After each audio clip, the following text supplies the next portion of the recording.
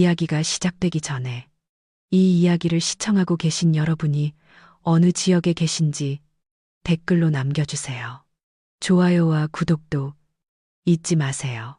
채널이 더욱 성장하여 더 흥미로운 이야기를 전해드릴 수 있도록 큰 힘이 됩니다. 그날 오후 서울에 내린 비는 단순한 빗물이 아니었다. 무모하게 집을 나선 모든 이에게 내려지는 형벌과도 같았다. 인천국제공항 고속도로 위하늘은 짙은 먹구름으로 뒤덮여 있었다. 마치 이 잠들지 않는 도시의 공해와 분노의 무게를 짊어진 듯했다. 나는 호출한 택시, 꽤나 안락한 검은색 세단의 뒷좌석에 앉아 있었지만 내 불안감을 잠재우기에는 역부족이었다. 자동차 와이퍼는 앞 유리를 닦아내느라 쉴 새 없이 움직였다. 왼쪽, 오른쪽으로 반복되는 단조로운 리듬은 오히려 내 심장을 더욱 빠르게 뛰게 만들었다. 젖은 유리와 마찰하는 와이퍼, 고무의 슥슥거리는 소리는 내 불안함의 유일한 배경음악이었다. 왼쪽 손목에 찬 시계를 흘깃 보았다. 시내바늘은 평소보다 더 빨리 달리는 것 같았다. 상하이행 비행기는 저녁 9시 출발 예정이었다. 지금은 벌써 오후 5시. 이 차는 이제 막 톨게이트를 기어가듯 통과하고 있었다. 꼼짝도 하지 않는 수천 대의 차량이 만들어낸 붉은 후미등의 바다에 갇혀버렸다. 기사님, 차가 정말 많이 막히네요. 나는 침묵을 깨고 답답한 마음을 털어놓을 겸 앞좌석의 기사에게 말을 걸었다. 이름은 김 기사님. 아까부터 말없이 운전에만 집중하던 중년의 남성이었다. 김 기사님은 룸미러로 나를 쳐다보았다. 그의 눈에도 나와 같은 피로감이 서려 있었다. 네, 사모님. 이렇게 비가 쏟아지는 날에는 공항 가는 길에 침수되는 구간이 몇 군데 있거든요. 게다가 퇴근 시간까지 겹쳐서 다들 길을 서두르느라 난리도 아닙니다. 조금만 참으세요, 사모님. 어떻게든 틈을 찾아보겠습니다. 나는 긴 한숨을 내쉬며 등받이에 등을 기댔다. 빠르게 성장하는 사이버 보안 회사의 CEO로서 나는 압박감에 익숙했다. 사이버 공격에 대응하고 대기업 고객들과 힘겨운 협상을 벌이거나 무능한 직원을 해고하는 일에는 이골이 나 있었다. 하지만 서울의 교통체증에 갇히는 것은 차원이 다른 무력감이었다. 이 교통체증을 해결할 알고리즘도 이 차를 인천공항 3터미널로 날려보낼 프로그래밍 코드도 없었다. 내 생각은 내일 아침 아시아 태평양 기술 컨퍼런스에서 해야 할 프레젠테이션으로 향했다. 우리 회사에게는 아주 중요한 순간이었다. 나는 완벽하게 보여야 했다. 검은색 정장 재킷, 실크 소재의 흰색 셔츠, 캐리어에 넣어둔 하이힐까지. 모든 것이 내 퍼포먼스를 뒷받침해야 했다. 남편 민주는 오늘 아침 내 모든 준비물을 확인하는 것을 도와주었다. 그는 내가 떠나기 전 커피까지 타주며 이마에 입을 맞추고 말했다. 조심해서 다녀와, 여보. 당신은 상하이도 정복할 수 있을 거야. 민준을 떠올리자 입가에 옅은 미소가 번졌다. 그는 완벽한 남편이었다. 예의 바르고 잘생겼으며 아주 가정적이었다. 커리어 우먼으로서 정신없이 바쁜 내 삶 속에서 민주는 평온한 항구와도 같았다. 그는 나에게 매일 요리해야 하는 주부가 되라고 강요한 적이 없었다. 그는 내 야망을 이해했다. 그는 내 세상을 이해했다. 우리 어머니 김 여사님도 그를 무척 아꼈다. 민주는 평창동 우리 집 테라스에서 어머니와 함께 식물을 가꾸거나 어머니의 옛날 이야기를 들으며 자주 시간을 보냈다. 일 때문에 너무 바빠서 내가 종종 하지 못했던 일들이었다. 사모님, 앞에 트럭 사고가 난 것 같습니다. 김 기사님의 목소리가 내 상념을 깨뜨렸다. 내비게이션 앱의 도로가 온통 붉은색으로 변해 있었다. 어떻게? 나는 나지막이 탄식했다. 나는 가방을 집어들었다. 어디를 가든 항상 들고 다니는 황갈색 가죽 서류 가방이었다. 프레젠테이션 자료를 다시 한번 확인하려고 태블릿 PC를 꺼낼 생각이었다. 이 지긋지긋한 정체가 풀릴 때까지 생산적인 일이라도 할 수 있을 터였다. 나는 가방 안을 더듬었다. 손가락 끝에 태블릿, PC, 노트, 펜, 지갑, 명함 지갑의 차가운 표면이 느껴졌다. 여권 지갑을 찾았다. 보통은 쉽게 꺼낼 수 있으면서도 안전하도록 지퍼가 달린 안주머니에 넣어두었다. 다시 더듬어 보았다. 비어 있었다. 차 안의 에어컨은 충분히 시원했지만 식은땀이 목덜미를 타고 흘러내리기 시작했다. 나는 가방을 무릎 위로 당겨 지퍼를 활짝 열었다. 희미한 가로등 불빛이 가방 안을 비추게 했다. 나는 내용물을 하나씩 꺼냈다. 태블릿 PC, 지갑, 물티슈, 보조 배터리, 안경집, 여권은 없었다. 심장이 1초간 냈는 것 같더니 이내 2배의 속도로 머리로 피를 뿜어냈다. 순수하고 날카로운 공포가 발끝부터 정수리까지 퍼져나갔다. 나는 이번에는 더 거칠게 다시 확인했다. 가방을 흔들고 모든 구석, 모든 작은 주머니, 심지어 여권이 들어갈 리 없는 주머니까지 더듬었다. 없었다. 말도 안 돼. 내 목소리는 갈라져 나왔다. 두고 왔을 리가 없어. 기억이 오늘 낮집에서의 일로 빠르게 되돌아갔다. 나는 방에서 준비를 하고 있었다. 여권은 침대 옆 협탁 스탠드 바로 옆 비즈니스 잡지 더미 위에 있었다. 그 초록색 표지를 본 기억이 났다. 잊지 말고 챙겨야지라고 생각했던 것도 기억났다. 그때 민준이 방으로 들어와 내일 점심 약속에 어떤 넥타이를 매야 할지 물었다. 내 주인은 그에게로 쏠렸다. 우리는 잠시 이야기를 나누었다. 그가 나를 안아주었다. 그리고 그 후 나는 바로 서류 가방과 캐리어를 들고 아래층으로 내려갔다. 택시가 이미 기다리고 있었기 때문이다. 여권은 그곳 평창동 우리 집 침실 협탁 위에 그대로 있었다. 주인이 재앙을 향해 가고 있는 동안 평화롭게 남겨져 있었다. 김 기사님, 내가 소리쳤다. 아마 너무 큰 소리였는지 기사님이 깜짝 놀랐다. 네, 사모님, 무슨 일이시죠? 그가 불안한 목소리로 물었다. 지금 당장 차 돌려야 해요. 어디로 돌릴까요, 사모님? 김 기사님은 룸미러로 혼란스러운 표정을 지었다. 지금 고속도로 한가운데입니다. 가장 가까운 출구도 한참 앞에 있고 거기도 꽉 막혀 있습니다. 지금 서울로 돌아가시면 비행기 무조건 놓치십니다. 여권을 두고 왔어요, 기사님. 내 목소리는 울음과 자책감에 떨렸다. 여권 없이는 출발할 수가 없어요. 제발 가장 빠른 길로 돌려주세요. 돌아가는 길이 얼마나 막히든 상관없어요. 평창동으로 돌아가야만 해요. 김 기사님은 안타까운 표정을 지었다. 그는 상황의 긴급함을 이해하고 재빨리 고개를 끄덕였다. 아이고, 큰일이네요. 사모님, 알겠습니다. 저 앞에 비상시에만 개방하는 직원용 유턴 구간이 있습니다. 아니면 제가 풍무 IC로 빠져나가서 바로 시내 방향으로 다시 진입해 보겠습니다. 하지만 그쪽도 엄청나게 막힐 텐데요. 사모님, 뭐든 해주세요, 기사님. 제발 빨리요. 나는 갑자기 욱신거리는 관자놀이를 누르며 부탁했다. 차갑게 식은 차창에 머리를 기댔다. 밖에 비는 더욱 거세졌고 마치 나의 어리석음을 비웃는 듯했다. 어떻게 수천 명 고객의 데이터 보안을 책임지는 CEO가 자신의 여행에 가장 중요한 서류를 잊을 수 있단 말인가. 이건 어처구니 없는 일이었다. 이건 지극히 비전문적인 실수였다. 나는 휴대폰을 꺼내 들었다. 민준에게 전화해서 내가 차에서 내리지 않고 바로 가져갈 수 있도록 여권을 집 앞에 준비해달라고 부탁할 생각이었다. 아니, 그보다 더 좋은 방법은 그가 퀵서비스로 보내서 우리가 중간에서 만나는 것이었다. 내 엄지손가락은 이미 연락처 목록에 사랑하는 내 남편 이름 위에 있었다. 하지만 나는 망설였다. 민주는 자고 있거나 쉬고 있을지도 모른다. 아까 나를 문 앞까지 배웅한 후 몸이 좀 안 좋다고 했다. 내일 상쾌한 컨디션을 위해 일찍 쉬고 싶다고 말했다. 만약 지금 내가 전화하면 그는 분명 당황하고 나에게 미리 알려주지 못한 것을 자책할 것이다. 그는 나의 부주의를 자기 탓으로 돌릴 그런 남편이었다. 게다가 이렇게 폭풍우가 몰아치는 중에 여권처럼 중요한 서류를 배송 서비스에 맡기는 것은 너무 위험했다. 만약 기사님이 사고라도 나면, 여권이 젖어버리면 안 된다.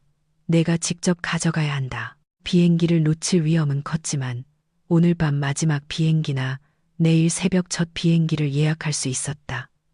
컨퍼런스가 오전 9시에 시작되기 전까지는 아직 시간이 있었다. 나는 민준에게 전화하려던 생각을 접었다. 이건 그냥 나 혼자만의 불쾌한 서프라이즈로 남겨두자. 그의 휴식을 방해하고 싶지 않았다. 게다가 나중에 집에 도착하면 그는 돌아온 나를 보고 깜짝 놀라며 이 혼란스러운 나를 진정시켜줄 수 있을 것이다. 민준의 포옹만이 지금 이 순간 내 스트레스를 잠재울 수 있는 유일한 것이었다. 김 기사님의 차는 마침내 그가 말했던 비상 유턴 구간을 통해 빠져나왔다. 서울 시내로 돌아가는 방향은 공항으로 가는 방향보다 조금 더 수월했다. 여전히 붐비긴 했지만 빗줄기 너머로 서울의 마천루들이 희미하게 보이기 시작했다.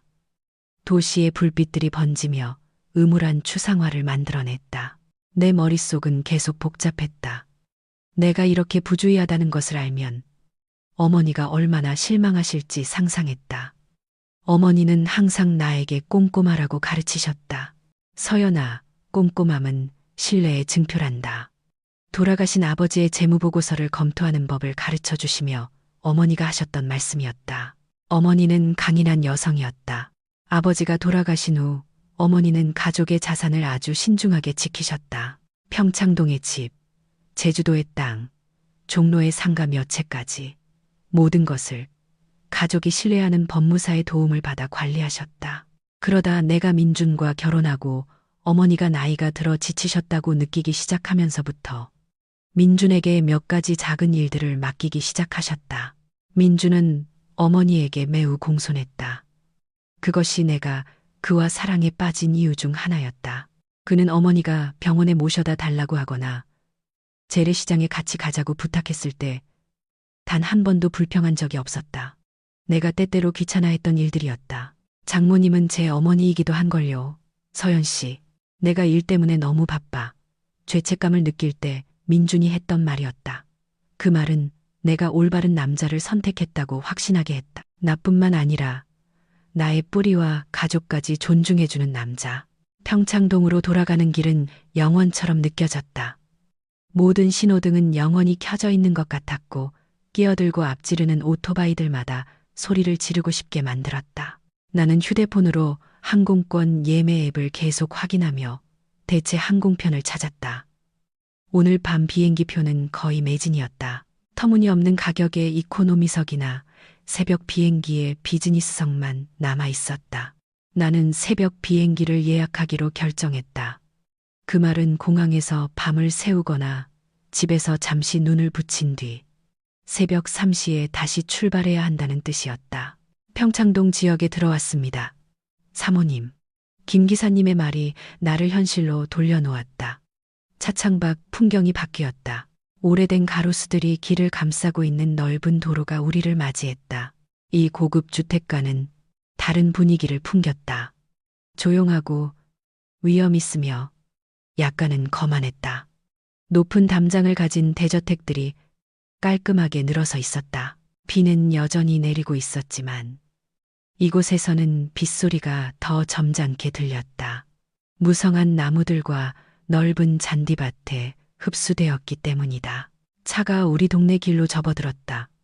곧 도착한다는 생각에 심장이 조금 진정되었다. 집에 들어가서 여권을 챙기고 새 비행기 표를 예매하고 어쩌면 민준과 차 한잔하며 잠시 이야기를 나눈 뒤 다시 출발하면 된다.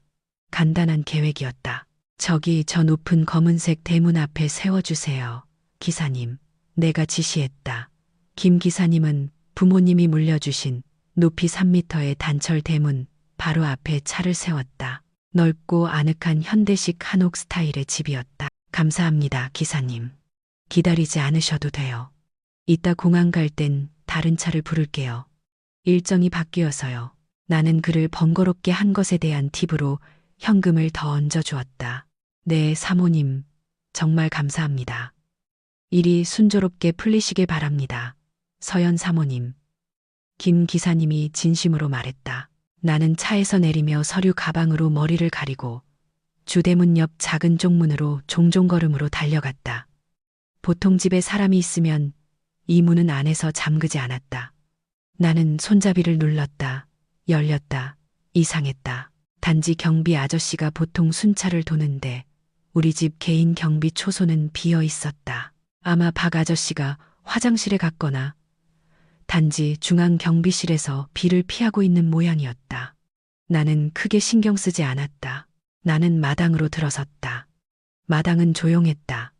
민준의 차, 흰색 유럽산 SUV가 차고에 예쁘게 주차되어 있었다. 그가 집에 있다는 신호였다. 현관등은 은은하게 켜져 있어 춥고 축축한 공기 속에서 따뜻한 느낌을 주었다. 나는 정문으로 향했다. 가방 작은 주머니에서 열쇠를 꺼낼 때 열쇠들이 나지막이 짤랑거렸다. 다행히 집 열쇠는 잊지 않았다. 나는 무거운 티크나무 문을 천천히 열었다. 잘 관리된 경첩은 아무 소리도 내지 않았다. 나는 집 안으로 들어섰다. 가사도우미 아주머니가 항상 켜두는 레몬그라스, 아로마 향이 내 후각을 맞이했다. 하지만 오늘 밤은 뭔가 달랐다. 집이 너무나 고요했다. 평창동의 이 큰 집은 항상 그 자체의 생명력을 가지고 있었다. 보통 이 시간이면 거실에서 TV 소리가 들리거나 저녁 식사를 준비하는 박 아주머니 때문에 주방에서 식기 부딪히는 소리가 들려야 했다. 하지만 오늘 밤 짙은 안개처럼 정적이 모든 공간을 감싸고 있었다. 오직 중앙 냉방 시스템의 미세한 웅하는 소리만이 들려왔고 밖의 빛 때문에 이미 충분히 서늘한 공간을 더욱 차갑게 만들었다. 나는 현관 근처에 캐리어를 아주 조심스럽게 내려놓았다. 캐리어 바퀴가 대리석 바닥을 긁어 시끄러운 소리를 내지 않도록 하기 위해서였다. 하이힐을 벗고 푹신한 실내화로 갈아 신어 발소리가 들리지 않게 했다. 내 의도는 민준이나 혹시 어머니가 와 계신다면 놀라게 하고 싶지 않아서였다. 비록 내 기억으로는 어머니가 이번 주에 이모님 댁인 양평에 가 계셨지만 말이다. 박 아주머니는 아마 앞 동네 슈퍼마켓에 갔거나 뒤편에 있는 자기 방에 들어갔을 것이다. 집은 웅장했지만 오늘 밤은 낯설게 느껴졌다. 샹들리에가 꺼진 높은 천장은 벽에 긴 그림자를 드리웠다. 나는 아버지가 수집한 그림들로 가득한 응접실을 지나갔다. 내 눈은 중앙벽에 크게 걸린 나와 민준의 결혼사진에 멈췄다. 사진 속에서 우리는 활짝 웃고 있었다. 민준은 한복을 입고 늠름해 보였고 나는 하얀 당의를 입고 무척 행복해 보였다. 그 사진은 내 완벽한 삶의 상징이었다. 성공적인 커리어, 잘생기고 충실한 남편, 명망 있는 가족. 나는 2층으로 이어지는 원형 대리석 계단을 올랐다. 우리 부부의 안방은 2층 복도 끝에 있었다. 여권은 그곳에 있었다. 몇 분이면 충분했다. 여권을 가지고 다시 내려오면 된다. 어쩌면 떠나기 전에 자고 있는 민준의 뺨에 입을 맞추고 잠깐 집에 들렀다는 작은 메모를 남길 생각이었다. 내 발걸음은 위에서 5번째 계단에서 멈췄다.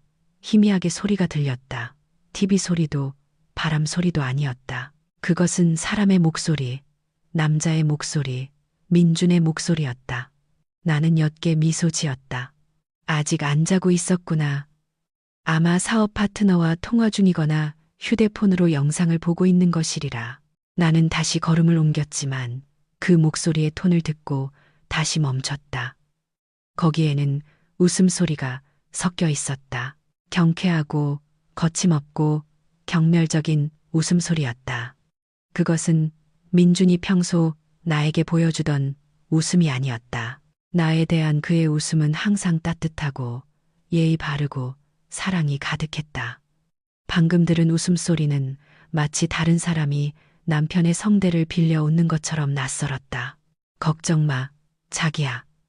민준의 목소리가 이제 뚜렷하게 들렸다. 우리 침실 문이 살짝 열려 있었기 때문이었다. 심장이 철렁했다. 누구를 자기라고 부르는 걸까? 아마 어머니? 아니, 민준은 어머니를 장모님이라고 불렀다. 아마 어린 조카. 나는 복도 벽에 몸을 바싹 붙였다. 내 경계 본능이 갑자기 켜졌다. 뭔가 잘못되었다. 아주 잘못되었다. 그 멍청한 여자는 벌써 공항으로 갔어. 민준이 말을 이었다. 그의 목소리는 여유로웠고 심지어 재미있다는 투였다. 이렇게 비가 쏟아지는데 그 지루한 프레젠테이션 생각하느라 고속도로에서 스트레스 받고 있겠지. 의심도 못할 거야. 내 세상이 멈추는 것 같았다. 멍청한 여자. 설마 나를 말하는 건가? 그의 아내를. 나는 벽에 가장자리를 꽉 잡았다. 손이 떨렸다. 에어컨 때문이 아닌 차가운 기운이 등골을 타고 올라왔다. 소리치고 싶었다. 문을 박차고 들어가 무슨 뜻이냐고 묻고 싶었다. 하지만 내 발은 대리석 바닥에 못 박힌 듯했다. 몸은 굳었지만 귀는 아주 예민하게 작동했다. 잠시 침묵이 흘렀다. 전화기 너머에 상대방이 대답하는 듯했다. 그리고 민준이 다시 웃었다. 이번에는 더 크게. 그래, 자기가 얼마나 못 기다리는지 알아. 나도 이제 순종적인 모범 남편인 척하는 거 진저리가 나. 그놈의 장모님 명문가 역사 타령 듣는 게 얼마나 피곤한지 알아. 거의 죽을 맛이라고. 하지만 조금만 더 참아. 눈물이 허락도 없이 흘러내렸다. 한 방울, 한 방울 뜨거워지기 시작한 내 뺨을 적셨다. 그럼 그동안 어머니에 대한 그의 배려, 우리 가족의 옛날 이야기를 들어주던 그의 인내심, 그 모든 것이 연기였다는 말인가? 연극이었다는 말인가? 민주는 방 안을 서성이는 듯했다. 두꺼운 카펫 위를 걷는 그의 발소리가 들렸다. 장모님, 제주도 집 등기 권리증은 우리가 돈으로 매수한 법무사 손에 들어갔어. 민준이 자랑스러운 어조로 말했다. 마치 복권에 당첨된 사람처럼. 그 강서연이라는 여자는 남들 데이터 관리하느라 바빠서 자기 자산 데이터는 지킬 생각도 못 하더라고. 나를 100% 믿으니까. 서명, 아, 그거야 쉽지. 내가 2년 동안이나 그 여자 서명을 연습했는데 은행 직원도 구분 못할 걸. 나는 두 손으로 입을 막았다. 터져 나오려는 흐느낌을 참았다. 무릎에 힘이 풀렸다. 나는 천천히 주저앉았다. 침실 문틈으로 보이지 않도록 계단 근처의 큰 기둥 뒤에 숨었다. 이건 악몽이다. 이건 분명 악몽이다. 내 남편 민준. 매일 밤 내 옆에서 자던 남자. 내가 퇴근 후 피곤해할 때마다 내 발을 주물러 주던 그 남자가 실은 내 목을 서서히 조르고 있는 독사였다니. 다음 주에 자금이 들어오면 우린 바로 발리로 뜨는 거야. 자기 비행기 표는 내가 이미 예약해뒀어. 청담동 오피스텔도 안전하게 처리했고 이 잘난 체하는 가족은 빚더미랑 문제 속에 버려두자고.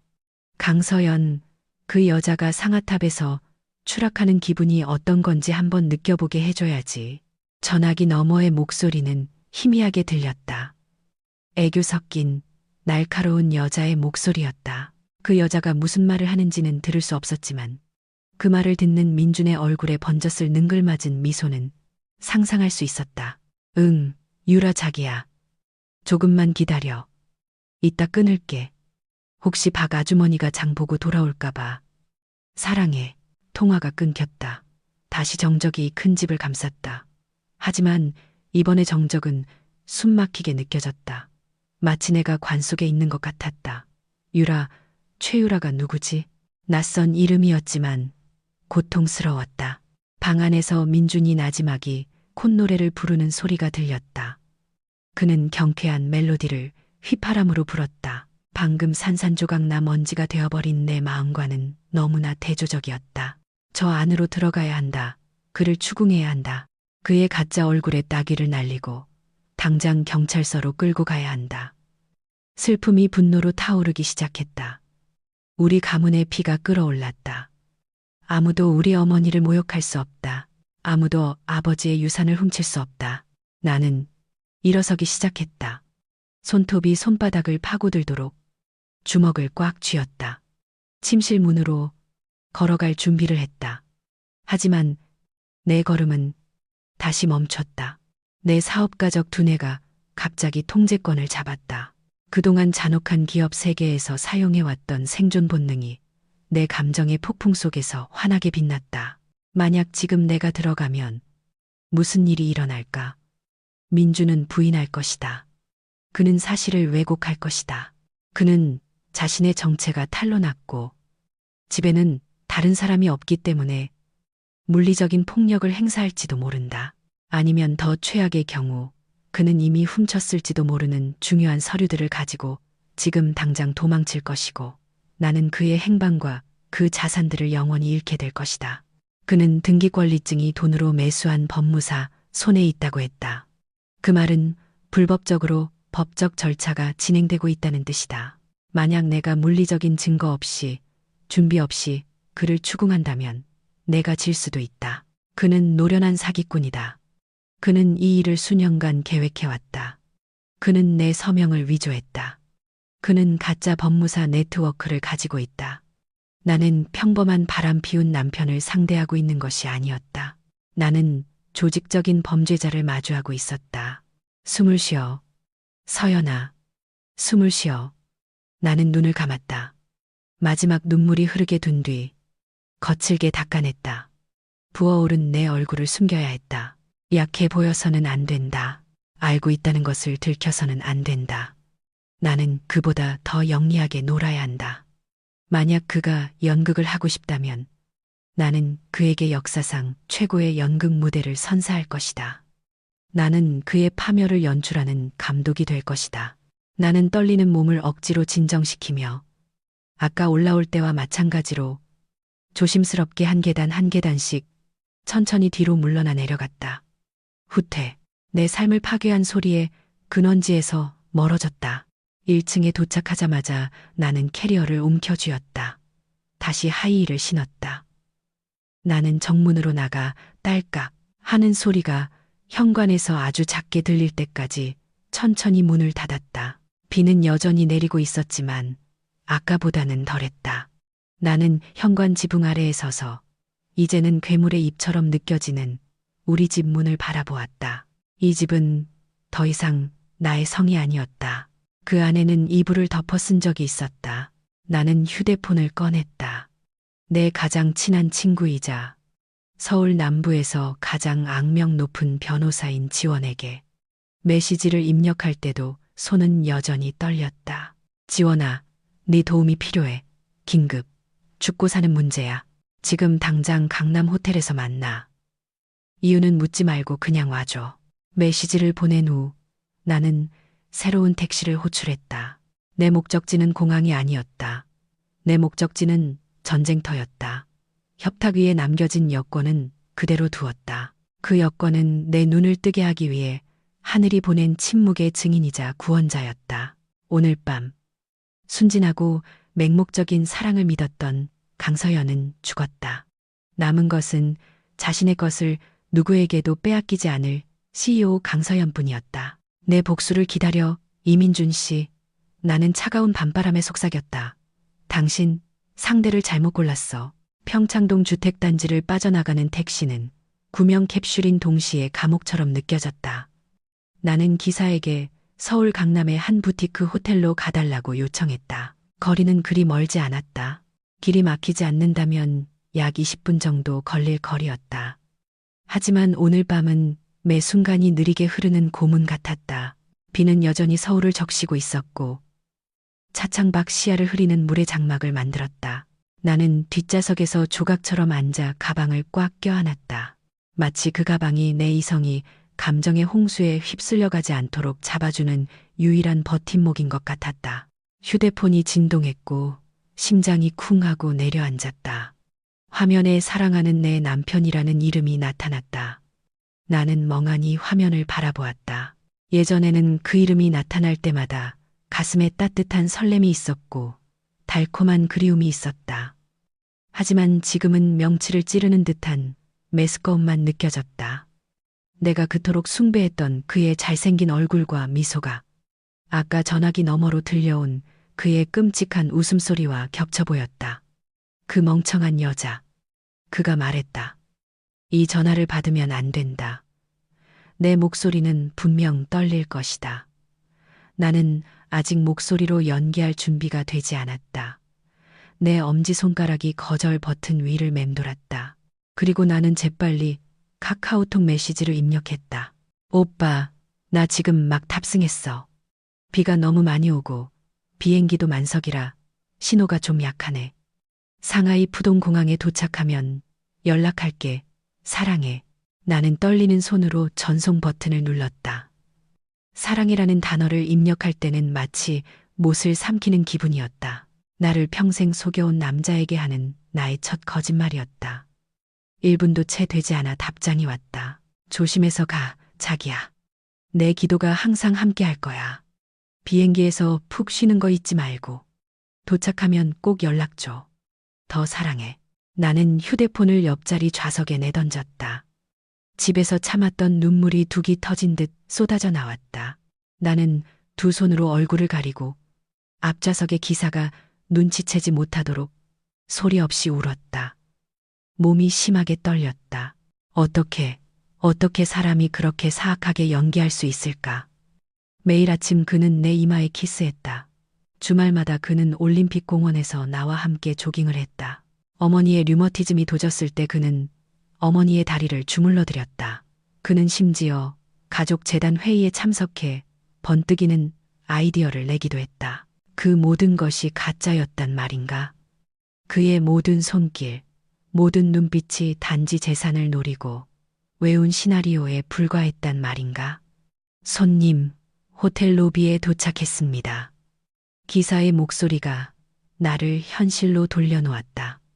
나는 서둘러 눈물을 닦고 머리를 정돈하고 무표정한 얼굴을 억지로 만들었다. 감사합니다. 기사님, 나는 갈라진 목소리로 말하며 요금을 지불했다. 나는 아르데코 스타일의 호텔 로비에 내렸다. 분위기는 은은하고 아늑했으며 번잡함에서 벗어나고 싶은 서울 사람들의 전형적인 은신처 같았다. 나는 캐리어를 끌며 빠른 걸음으로 리셉션으로 향했다. 정장을 입은 내 모습이 환승 중인 비즈니스 우먼처럼 보여 다행이었다. 남편이 사기꾼이라는 사실에 집을 뛰쳐나온 아내처럼 보이지는 않았을 것이다. 객실 열쇠를 받은 후 나는 바로 엘리베이터를 타고 올라갔다. 객실 문이 닫히고 단단히 잠기자마자 나는 가방과 캐리어를 아무렇게나 내던졌다. 나는 욕실로 걸어가 세면대, 수도꼭지를 틀고 차가운 물로 얼굴을 몇 번이고 씻었다. 거울에 비친 내 모습을 바라보았다. 사이버 보안 회사 CEO 강서연, 존경받는 커리어우먼, 강하게 자라도록 교육받은 부유한 집안의 딸. 하지만 거울 속에는 착한 남자의 가면 뒤에 속아 넘어간 어리석은 여자가 있었다. 눈은 빨갛고 마스카라는 눈가에 살짝 번져 있었다. 그만. 나는 거울 속의 그림자에게 속삭였다. 이제 우는 건 그만해, 서연아. 나는 긴 숨을 들이마시며 폐를 차가운 호텔 에어컨 공기로 채웠다. 울음은 어머니의 집 등기 권리증을 구해줄 수 없다. 눈물은 민준과 그 여자의 추악한 계획을 멈출 수 없다. 나는 욕실에서 나와 창문을 마주한 책상에 앉았다. 밖에서는 강남의 불빛들이 젖은 채 반짝이고 있었다. 나는 노트북을 열었다. 내 비즈니스 본능이 작동하기 시작했다. 만약 민준이 불장난을 하고 싶다면 그는 자신이 디지털 화재를 진압하고 사이버 범죄자를 추적하는 것이 직업인 사람과 놀고 있다는 사실을 잊은 것이다. 그동안 나는 민준의 사생활을 침해한 적이 없었다. 그것은 나의 원칙이었다. 우리는 서로를 믿었다. 나는 그의 휴대폰을 확인한 적도, 그의 이메일 비밀번호를 물어본 적도 없었다. 내 기술로는 5분 안에 할 수 있는 일이었지만 말이다. 하지만 그 신뢰는 결국 나의 가장 큰 어리석음이었다. 좋아, 이민준. 당신이 대체 누군지 한번 보자고. 나는 중얼거렸다. 내 손가락들이 키보드 위에서 춤을 추었다. 첫 번째 단계, 금융. 아내로서 나는 우리 부부의 공동 계좌에 접근할 수 있었다. 하지만 민주는 서프라이즈 저축이나 소규모 투자용이라고 말한 몇 개의 개인 계좌를 가지고 있었다. 예전에는 그것을 존중했지만 지금은 해킹했다. 그의 인터넷 뱅킹 시스템에 들어가는 것은 어렵지 않았다. 아이러니하게도 민주는 거의 모든 계정의 비밀번호 조합으로 우리 결혼기념일을 사용하고 있었다. 얼마나 낭만적인가, 그리고 얼마나 부주의한가. 노트북 화면에 지난 6개월간의 민준의 계좌 거래 내역이 나타났다. 나는 그 숫자들을 보고 눈이 휘둥그레졌다. 정기적이고 큰 금액의 자금 유출이 있었다. 최유라라는 이름의 계좌로의 이체. 액수는 어마어마했다. 매주 수천만 원. 청담동의 고급 오피스텔 월세 지불. 명품 구매. 에르메스 가방. 롤렉스 시계. 마놀로 블라닉 구두. 가슴이 철렁했지만 이번에는 슬픔 때문이 아니라 분노 때문이었다. 그 돈의 대부분은 내가 생활비 계좌에 넣은 내 피땀 어린 돈이었다. 그는 내 돈으로 그의 창녀에게 돈을 대주고 있었다. 나는 더 깊이 파고들었다. 다른 의심스러운 거래들이 있었다. 내가 모르는 법무법인에 대한 지불. 박성진 법무사 사무소. 이 법무사 이름은 낯설었다. 어머니는 항상 돌아가신 아버지의 친구인 이 변호사님의 법률 서비스를 이용하셨다. 왜 민주는 다른 법무사에게 돈을 지불했을까? 장모님 제주도 집 등기권리증은 우리가 돈으로 매수한 법무사 손에 들어갔어. 아까 전화기 너머로 들려온 민준의 말이 다시 귓가에 맴돌았다. 나는 주먹을 꽉 쥐어 손가락 마디가 하얗게 변했다. 그는 정말로 그 짓을 하고 있었다. 그는 어머니의 자산을 이전하기 위해 문서를 위조하고 있었다. 제주도의 그 집은 단순한 건물이 아니었다. 그것은 어머니의 영혼이었다. 어머니가 태어난 곳, 내 어린 시절의 추억이 깃든 곳. 가격은 수십억 원에 달했지만 그 감정적 가치는 값을 매길 수 없었다. 나는 민준의 휴대폰 위치 기록으로 넘어갔다. 아이러니하게도 그가 투명해 보이기 위해 동의했던 우리 각자의 휴대폰에 설치된 가족 보안 기능의 일부로서 나는 그가 어디를 가는지 추적할 수 있었다. 나는 지난 한 달간의 그의 동선을 보았다. 그가 부천의 고객과 미팅이라고 말했을 때 그의 GPS는 청담동의 한 고급 오피스텔에 있었다. 그가 어머니를 꽃 박람회에 모셔다 드린다고 말했을 때 그는 사실 어머니를 그곳에 내려드리고는 차를 몰아 신사동의 한 파인 다이닝 레스토랑으로 향했고 어머니를 다시 모시러 가기 전까지 3시간 동안 그곳에 머물렀다. 개자식. 온몸에 차가운 기운이 퍼졌다. 에어컨 때문이 아니라 5년 동안 적과 함께 잠을 잤다는 것을 깨달았기 때문이었다. 민주는 단순한 바람둥이가 아니었다. 그는 우리 가족에 대한 대규모 강도를 계획하고 있었고 다음 주에 도망칠 계획이었다. 시간이 많지 않았다. 나는 신속하게 행동해야 했지만 경솔해서는 안 되었다. 한 번의 잘못된 움직임으로 그가 내가 서울에 있다는 것을 알게 될 수 있었다. 그가 증거를 인멸하거나 더 나쁘게는 어머니를 해칠 수도 있었다. 어머니는 지금 양평에 계셨다. 당분간은 안전했다. 하지만 그 자산들, 나는 동맹이 필요했다. 혼자서는 할 수 없었다. 법을 이해하고 충성스러우며 필요하다면 민준만큼이나 잔인한 사람이 필요했다. 지원. 나는 다시 휴대폰을 들었다. 지원은 내 대학 동창이었다. 지금 그녀는 서울에서 손꼽히는 소송 전문 변호사였다. 그녀는 날카로운 말투와 거물급 이혼, 소송 및 복잡한 비즈니스 분쟁에서 승소하는 능력으로 유명했다. 지원은 직설적이고 군더더기를 싫어하며 친구들에게는 매우 보호적이었다. 나는 그녀에게 전화했다. 세 번째 신호음이 울리고 그녀가 받았다. 여보세요, 강 대표님. 웬일이야, 이 밤중에. 지금쯤 상하이 가는 비행기 안에 있어야 하는 거 아니야? 지원의 목소리 뒤로 나지막한 재즈 음악이 들렸다. 그녀는 카페나 바에 있는 듯했다. 지원아, 내 목소리는 살짝 떨렸지만 나는 애써 통제하려 했다. 나 아직 서울이야. 내 도움이 필요해. 지금 당장. 전화기 저편에서 잠시 침묵이 흘렀다. 지원은 내 목소리에 담긴 긴급함을 감지한 듯했다. 배경음악이 멀어지는 소리가 들렸다. 그녀가 밖으로 나가는 모양이었다. 무슨 일이야, 서연아, 너 왜 그래? 목소리가 꼭 운 사람 같잖아. 나 지금 강남 그랜드 호텔에 있어. 전화로는 얘기 못해. 이건 민준에 관한 거고, 이건 범죄야. 지원아, 단순한 가정 문제가 아니라고. 민준, 그 천사 같은 내 남편. 지원은 놀란 듯 했지만 그녀의 프로페셔널함이 즉시 고개를 들었다. 알았어. 나 지금 신사동 근처야. 그리로 갈게. 어디서 볼까? 호텔 로비는 안 돼. 너무 개방적이야. 호텔 근처에 좀 조용한 24시간 카페가 있어. 더 리딩 룸인가 하는 곳. 내가 위치 보낼게. 알았어. 기다려. 아무것도 하지 말고 있어. 누구한테도 연락하지 마. 특히 민준한테는. 숨 한 번 쉬어. 서연아, 나 지금 출발해. 전화가 끊겼다. 나는 휴대폰을 내려놓고 다시 노트북 화면을 바라보았다. 이 데이터들, 나는 이것들을 확보해야 했다. 나는 민준의 클라우드 백업에서 빼낸 모든 거래 증거, 위치 기록, 의심스러운 채팅 내용을 암호화된 외장 하드 드라이브에 백업했다. 오늘 밤 나는 상처받은 아내가 아니었다. 오늘 밤 나는 부패한 직원에 대해 법의학적 감사를 수행하는 CEO 강서연이었다. 다른 점이 있다면 이 직원은 내 마음의 열쇠와 우리 가족 금고의 열쇠를 모두 쥐고 있다는 것이었다. 저녁을 먹지 않아 속이 쓰렸지만 식욕은 전혀 없었다.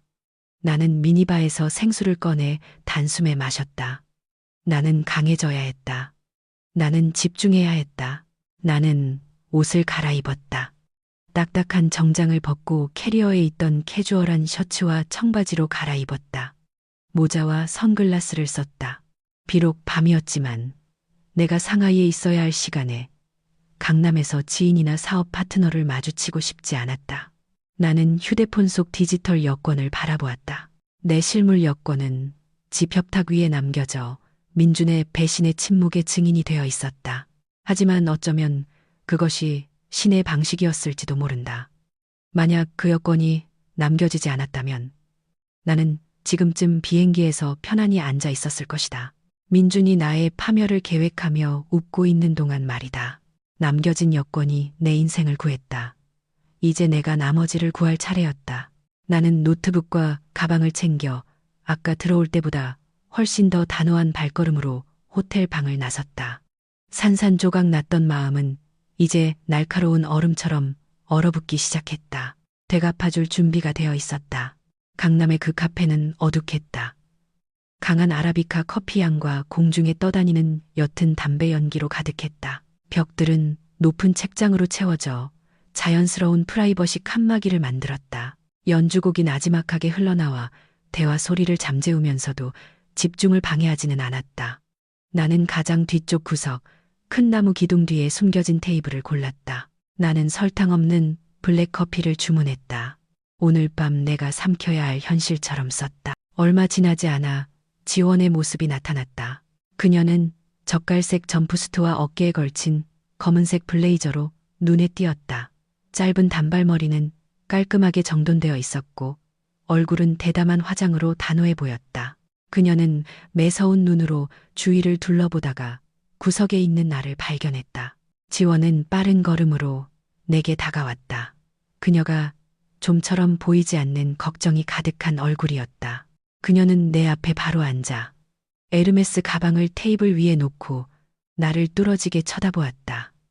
서연아, 맙소사, 너 꼴이 말이 아니야. 그녀의 정직하고 꾸밈 없는 평이었다.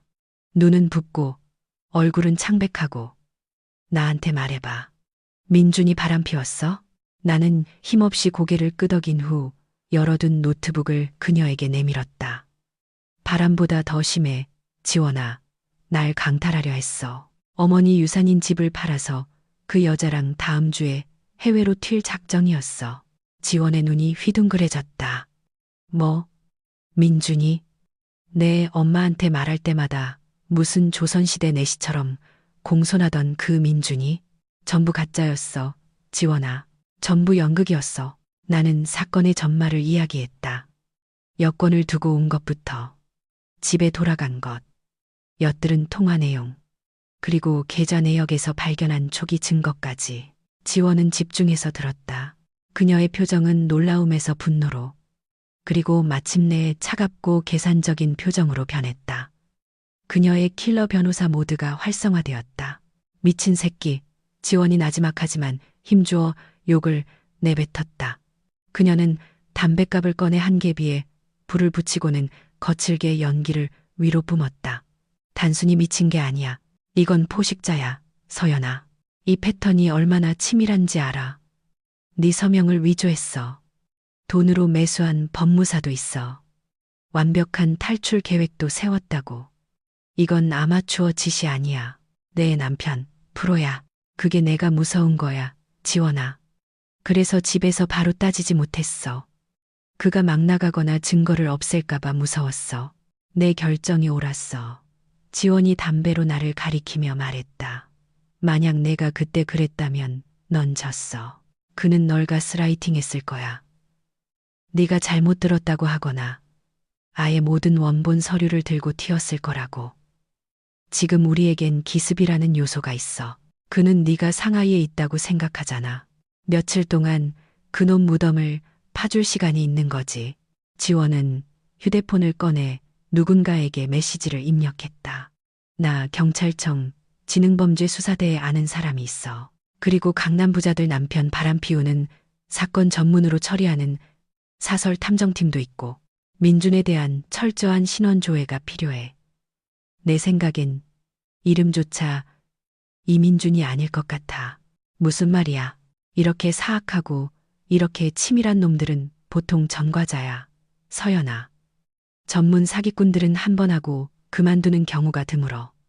패턴이 있다고. 어디 내 노트북 좀 봐. 지원은 내 노트북을 자신 쪽으로 돌렸다. 그녀는 내가 모은 데이터들을 훑어보았다. 최유라에게 이체, 청담동 오피스텔, 박성진 법무사. 좋아, 이 법무사부터 확인해 볼게. 내 직감의 이 작자, 분명히 검은 이력이 있거나 이미 자격이 박탈됐을 거야. 지원은 신속하게 움직였다.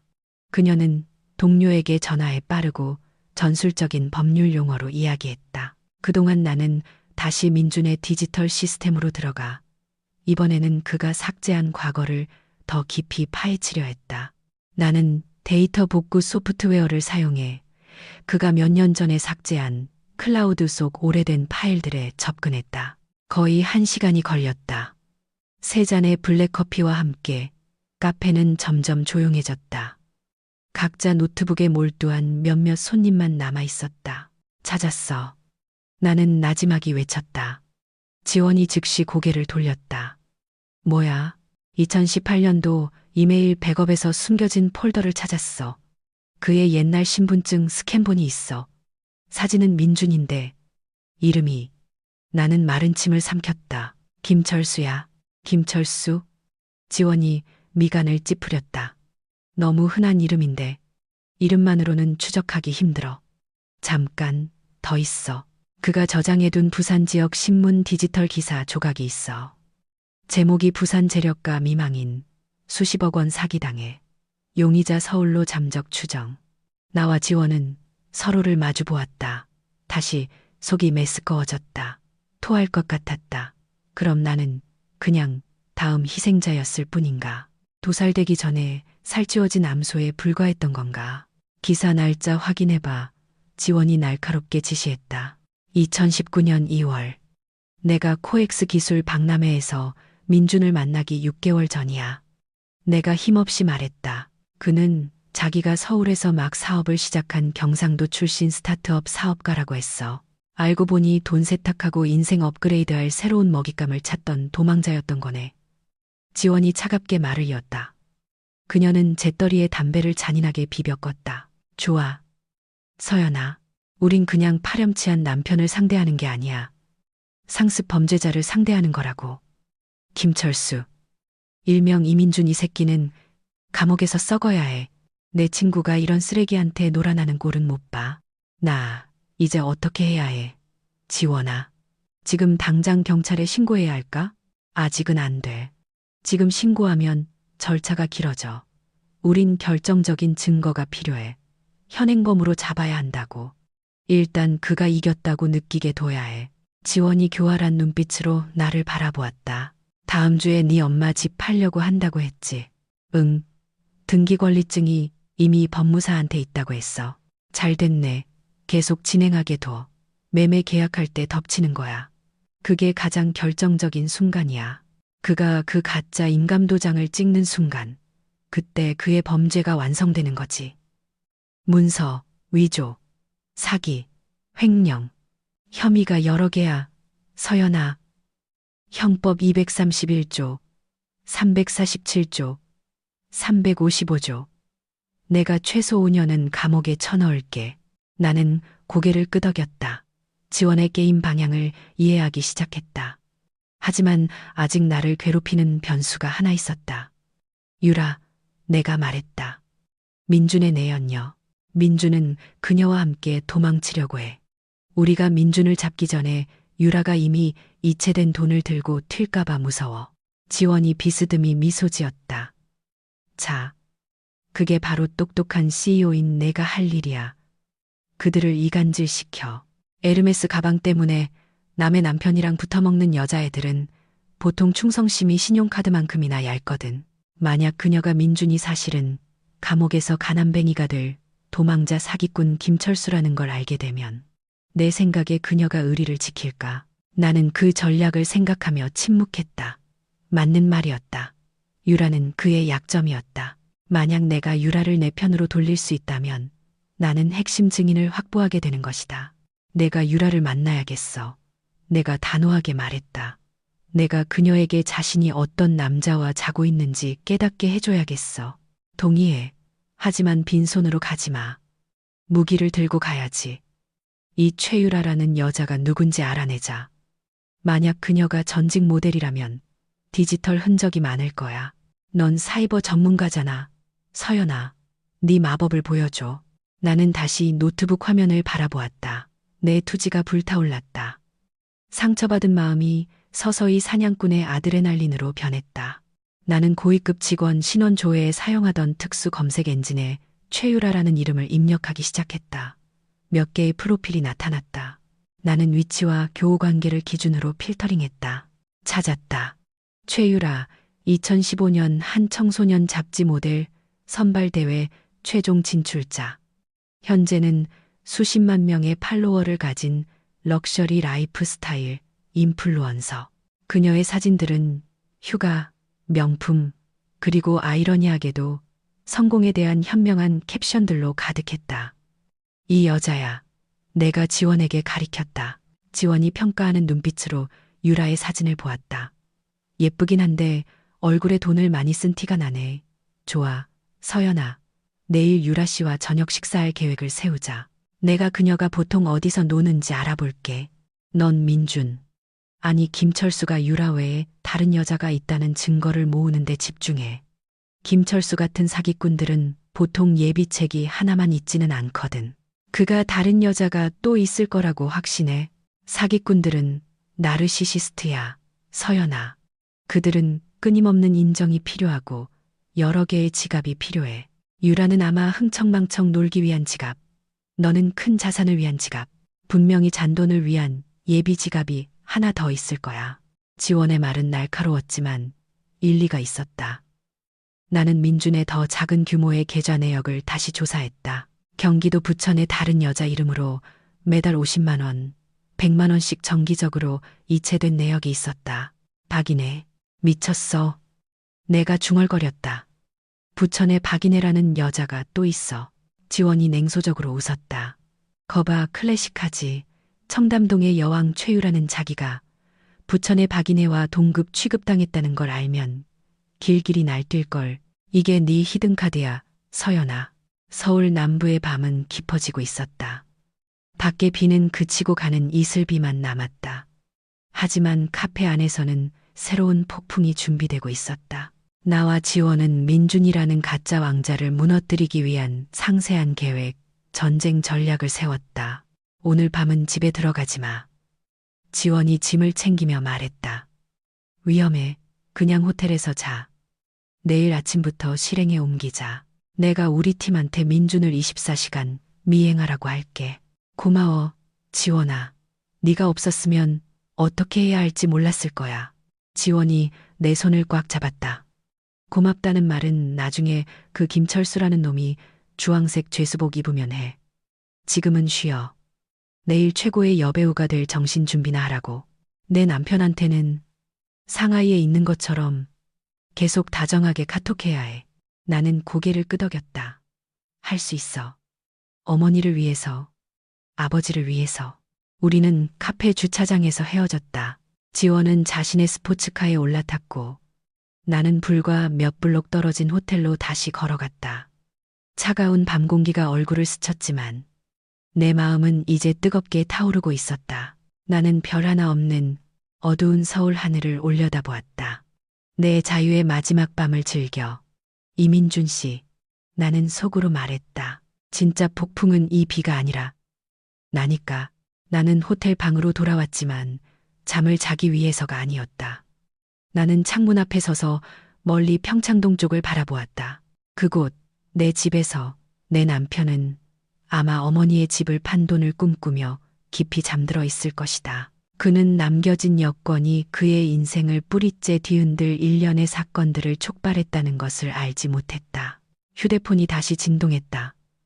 민준에게서 온 메시지였다. 좋은 아침, 자기야. 일어났어?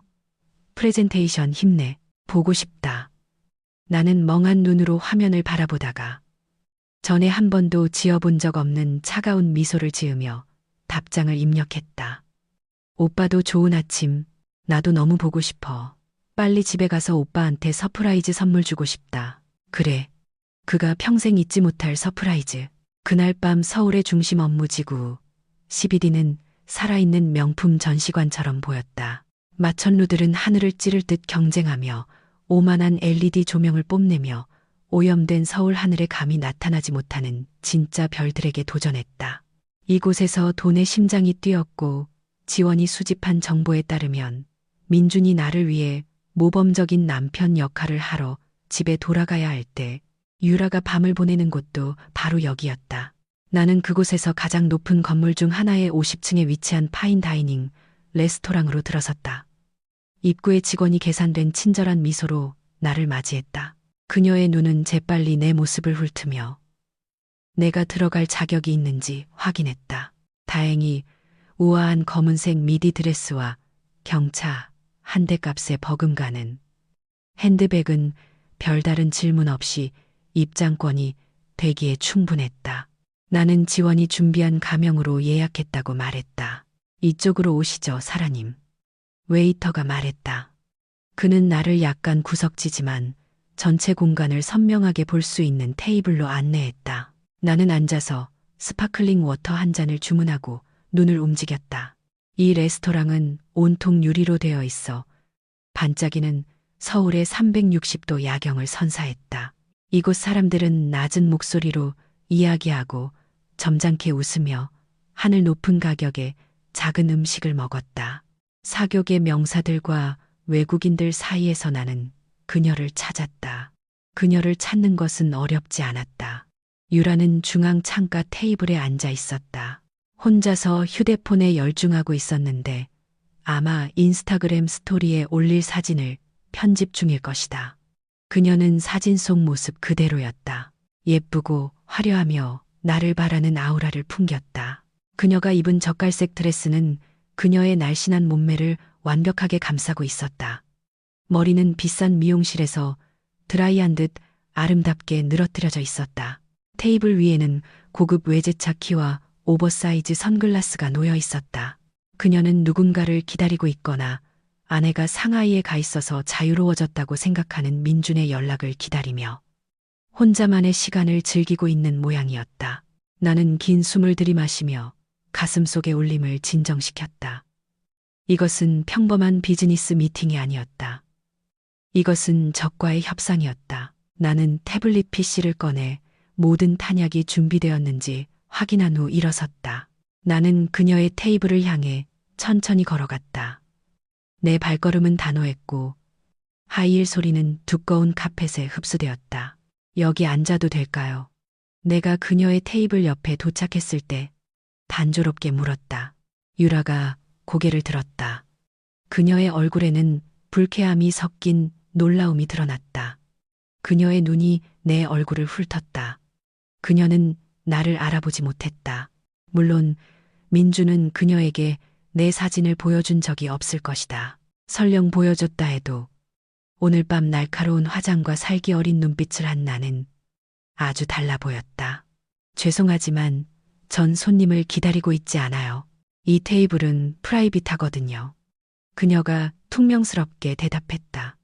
자신이 세상의 중심이라고 느끼는 사람의 전형적인 태도였다. 알아요. 나는 허락 없이 그녀 앞에 의자를 빼서 앉으며 말했다. 하지만 내가 할 말을 들으면 당신도 듣고 싶어질 거라고 확신해요, 최유라 씨. 내가 그녀의 이름을 부르자 유라의 눈이 가늘어졌다. 그녀의 자세가 굳어졌다. 누구세요? 팬 아니면 헤이터, 보안 요원 부르기 전에 가주시죠. 강서연이에요.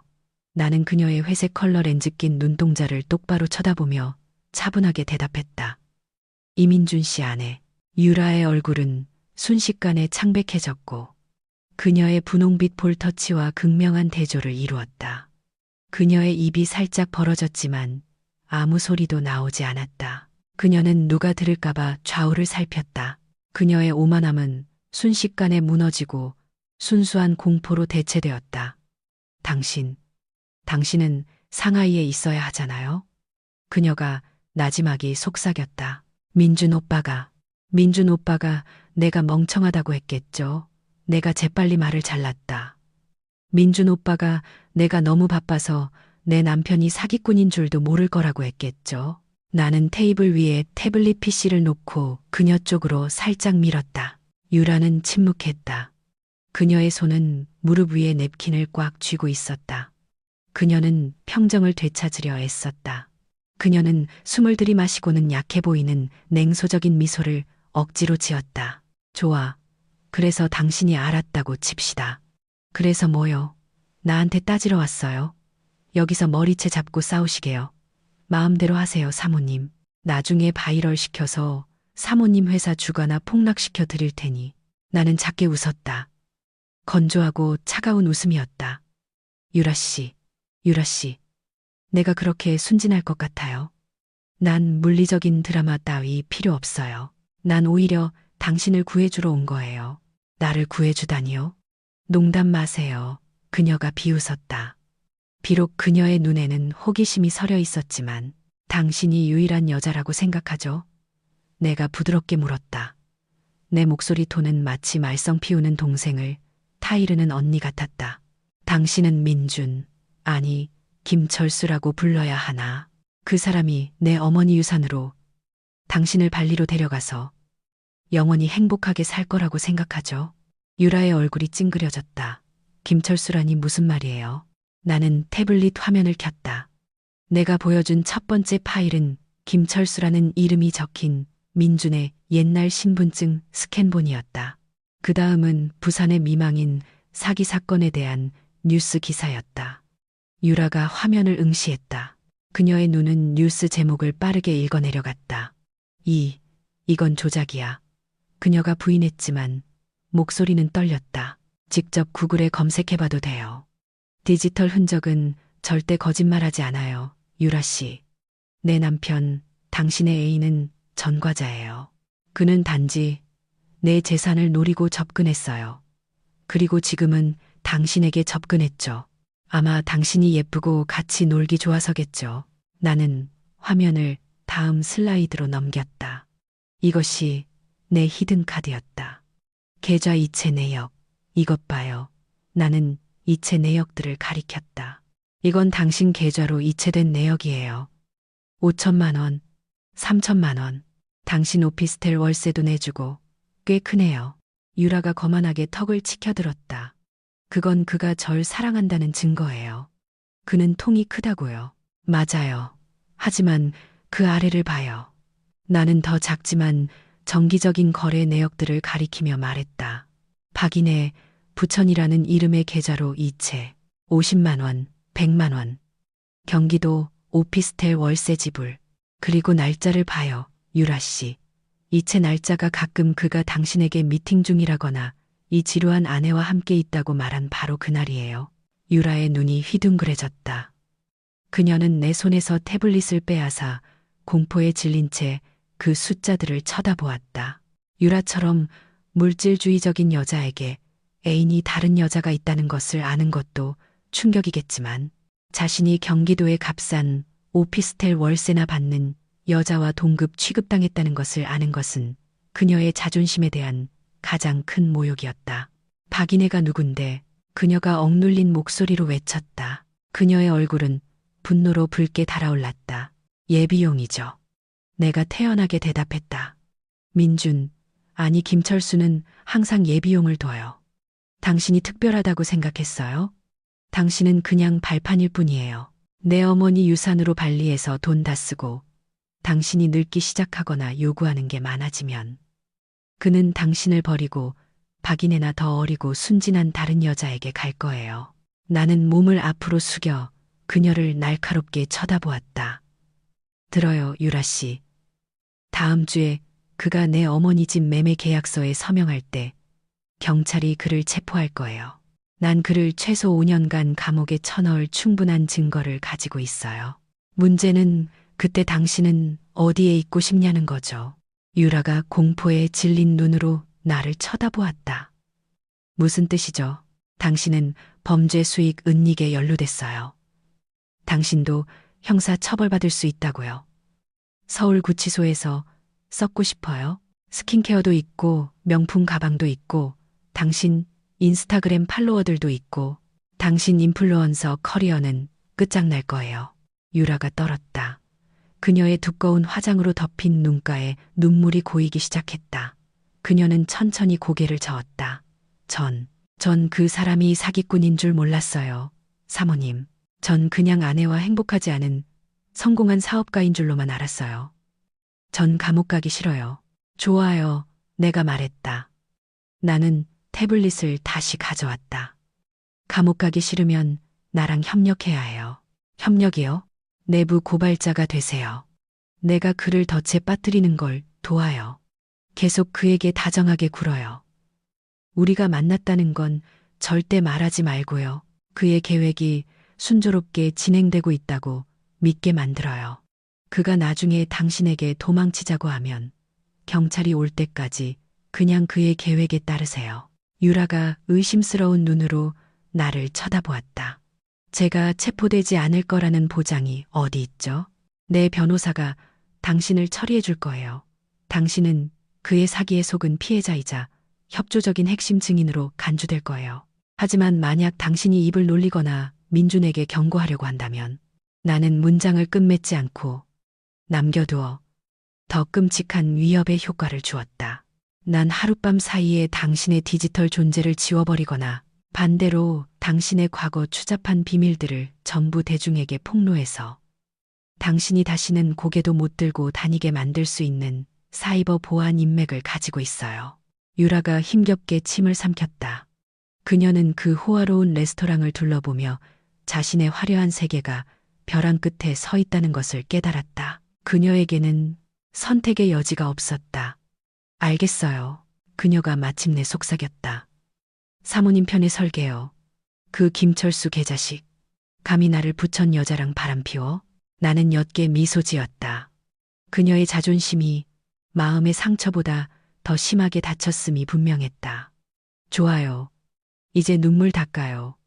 여기서 가장 비싼 음식을 주문해요. 내가 낼게요. 우리 협력의 계약금이라고 생각해요. 그리고 기억해요. 한 번의 실수로 당신은 끝이에요. 나는 일어나서 가방을 들었다. 떠나기 전에 나는 그녀를 다시 한번 쳐다보았다. 아, 그리고 한 가지 더. 유라 씨, 남자 보는 눈 좀 키워요. 짝퉁이랑은 놀지 말고요.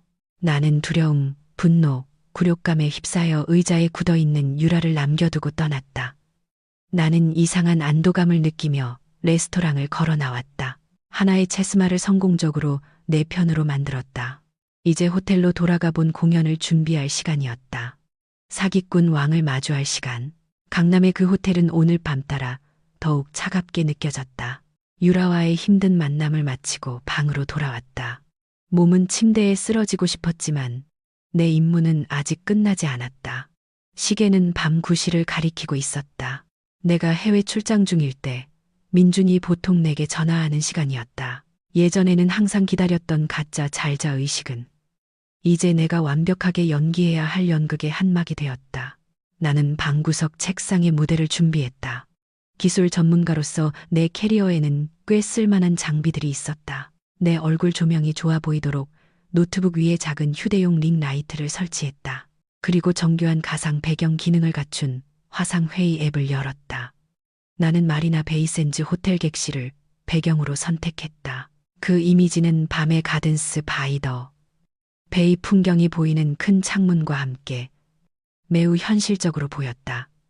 나는 강남 호텔 방의 어떤 부분도 노출되지 않도록 카메라 각도를 조절했다. 또한 여행할 때 보통 가져가는 실크 잠옷을 입었다. 머리는 막 샤워를 마치고 긴 하루를 보낸 후 잠자리에 들 준비가 된 사람처럼 보이도록 대충 묶었다. 숨을 쉬어. 서연아. 넌 네 분야 최고의 CEO야. 일본 고객들과 힘든 협상도 해냈잖아. 고작 남자 한 명 속이는 걸 못하겠어. 휴대폰이 울렸다. 영상 통화가 걸려왔다. 화면에 사랑하는 내 남편이라는 이름이 떴다. 심장이 격렬하게 뛰었지만 나는 억지로 입꼬리를 올려 미소를 지었다. 지난 5년간 그에게 보여줬던 바로 그 미소였다.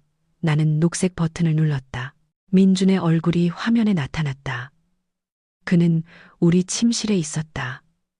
배경에는 우리 침대 헤드보드와 우리가 발리에서 신혼여행 때 산 추상화가 보였다. 그는 편안한 흰색 반팔 티셔츠를 입고 있었다. 그의 얼굴은 막 샤워를 마친 듯 상쾌해 보였다. 얼마나 가정적인 풍경인가. 하지만 지금은 얼마나 낯선가. 하이, 자기야. 그가 명랑한 목소리로 인사했다. 젠장, 너무나 설득력 있게 들렸다. 상하이는 어때? 여행은 순조로웠어. 안녕, 오빠. 내가 대답했다. 내 목소리는 살짝 잠겨 있었지만 다행히 피곤함으로 위장할 수 있었다. 순조로웠어. 그냥 착륙할 때 조금 연착됐어. 부동 공항이 워낙 붐벼서. 오빤 뭐해? 밥은 먹었고. 당연히 먹었지. 아까 박 아주머니가 자기가 좋아하는 갈비탕 끓여주셨어. 자기가 없으니까 집이 너무 허전하다. 여보. 나는 갑자기 목구멍으로 치밀어 오르는 메스꺼움을 참았다. 허전하다고? 바로 오늘 오후에 그 똑같은 집에서 내 연녀와 도망칠 계획을 세우며 낄낄거렸으면서 에이 설마. 나는 애교스럽게 들리도록 노력하며 놀렸다. 분명 내가 잔소리 안 해서 신나게 게임하고 있었겠지. 민준이 웃었다. 내가 계단에서 엿들었을 때와 똑같은 경쾌한 웃음이었다. 다른 점이 있다면 지금 그 웃음은 나를 조종하기 위한 것이었다는 점이다. 어떻게 알았어? 근데 진짜야. 여보, 자기가 없으니까 느낌이 달라. 아, 맞다. 내일 프레젠테이션 준비는 어때? 자료는 다 준비됐어? 다 끝났어, 오빠. 이따가 조금만 더 연습하면 돼. 잘 되게 기도해줘. 이 프로젝트가 우리 회사 포트폴리오에 정말 중요하거든. 당연히 기도하지. 자기야. 당신은 내 자랑스러운 아내잖아.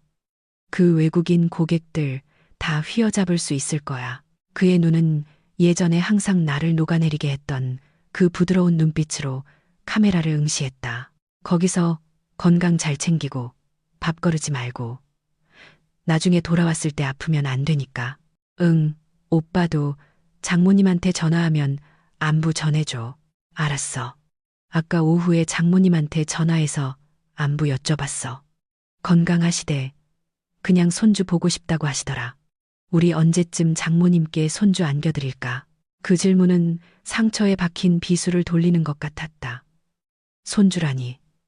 이 가족의 미래를 파괴할 계획을 세우고 있으면서 감히 아이 이야기를 꺼내다니. 분노가 폭발할 뻔했지만 나는 있는 힘껏 참았다.